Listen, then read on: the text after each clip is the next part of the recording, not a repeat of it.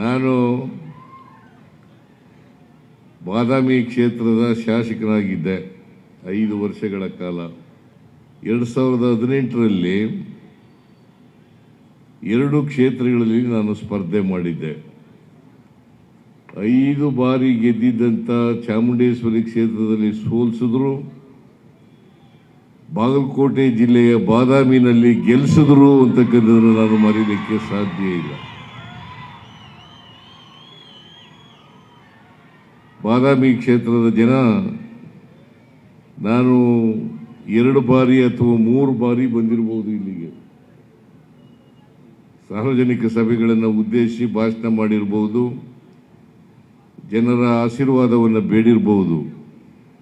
ಆದರೆ ನೀವೆಲ್ಲರೂ ಕೂಡ ದೊಡ್ಡ ಮನಸ್ಸು ಮಾಡಿ ನನ್ನನ್ನು ವಿಧಾನಸಭೆಗೆ ಕಳಿಸಿಕೊಟ್ರಲ್ಲ, ಅದರಿಂದ ನಾನು ಮತ್ತೆ ವರ್ಣಾ ಕ್ಷೇತ್ರದಲ್ಲಿ MLA ಆಗಿ ಮಂತ್ರಿ ಆಗಲಿಕ್ಕೆ ಕಾರಣ ಆಯಿತು ಅಂತಕ್ಕಂಥದ್ದನ್ನು ಮರೀಲಿಕ್ಕೆ ಸಾಧ್ಯ ಇಲ್ಲ.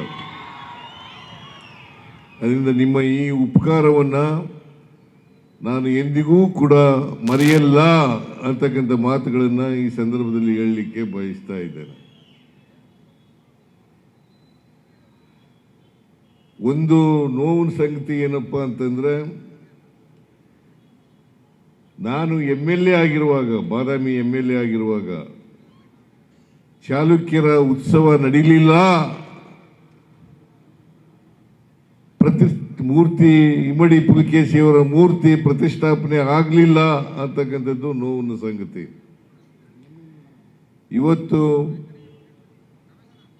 ಇಮ್ಮಡಿ ಪುಲಿಕೇಶಿ ಅವರ ಪ್ರತಿಮೆಯನ್ನು ಅನಾವರಣ ಮಾಡಲಿಕ್ಕೆ ಶಂಕುಸ್ಥಾಪನೆಯನ್ನು ಮಾಡಿದ್ದೇವೆ. ಭೀಮಸೇನ ಚಿಮ್ಮನಕಟ್ಟಿಯವರು ಅವರ ಒತ್ತಾಯದಿಂದ ಇದನ್ನು ಮಾಡಿದ್ದೇವೆ ಅಂತಕ್ಕಂಥ ಮಾತುಗಳನ್ನು ಹೇಳಲಿಕ್ಕೆ ಬಯಸ್ತಾ ಇದ್ದೇನೆ. ಈ ವರ್ಷ ಚಾಲುಕ್ಯ ಉತ್ಸವ ಆಗಲೇಬೇಕು ಅಂತೇಳಿ ಭೀಮಸೇನ ಚಿಮ್ಮನಕಟ್ಟಿಯವರು ಮತ್ತು ತಿಮ್ಮಾಪುರ ಅವರು ಮತ್ತು ಇತರ ಎಲ್ಲ ಶಾಸಕರುಗಳು ಕೂಡ, ಈ ಭಾಗದ ಶಾಸಕರುಗಳು ಒತ್ತಾಯವನ್ನು ಮಾಡಿದ್ರು. ಶಾಸಕರುಗಳು ಒತ್ತಾಯ ಮಾಡ್ತಾ ಇದ್ದಾರೆ ಅಂಥೇಳಿ ಚಿಮ್ಮನಕಟ್ಟಿ ಮತ್ತು ತಿಮ್ಮಾಪುರ ಅವರು ಬಂದು ನನಗೆ ಹೇಳಿದ್ರು.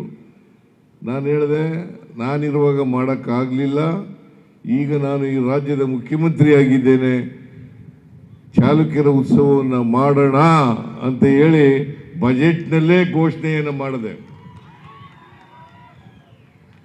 ಬಜೆಟ್ನಲ್ಲಿ ಘೋಷಣೆ ಮಾಡಿ ಇವತ್ತು ಚಾಲುಕ್ಯ ಉತ್ಸವ 2026 ನಡೀತಾ ಇದೆ.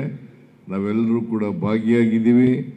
ಅದಕ್ಕೆ 3 ಕೋಟಿ ರೂಪಾಯಿಗಳನ್ನು ಕೊಟ್ಟಿದ್ದೇನೆ. ಅದು ಸಾಲಲ್ಲ ಅಂತ ಹೇಳಿದ್ದಾರೆ. ಇನ್ನೂ 1 ಕೋಟಿ ರೂಪಾಯಿಯನ್ನು ಕೊಡಬೇಕು ಅಂತ ಹೇಳಿದ್ದಾರೆ. ಇನ್ನೂ 1 ಕೋಟಿ ರೂಪಾಯಿಯನ್ನು ಕೊಡುತ್ತೇನೆ.